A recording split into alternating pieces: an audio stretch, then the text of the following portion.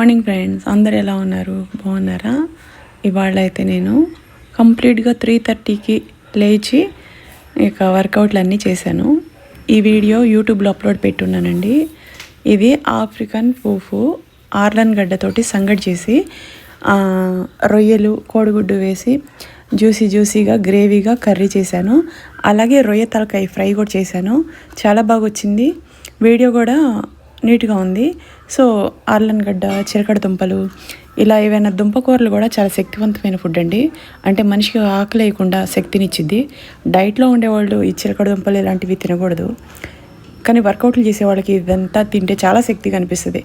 బాగుంటుంది. నాకు చిలకడ దుంపలు అన్నా చాలా ఇష్టం. ఆర్లన్ గడ్డతో చేసిన ఈ ఆఫ్రికన్ పూఫ్ ఏదైతే ఉందో అది నేను ఫస్ట్ టైం చేశాను. అది నాకు కూడా పెద్దగా చేయాలని ఆలోచన లేకపోయినా సరే పిల్లలు ఏదైనా కొత్తగా ట్రై చేయన్నారు, అందుకని అది ట్రై చేశాను. యూట్యూబ్లో వీడియో అప్లోడ్ పెట్టినాను, చూడండి.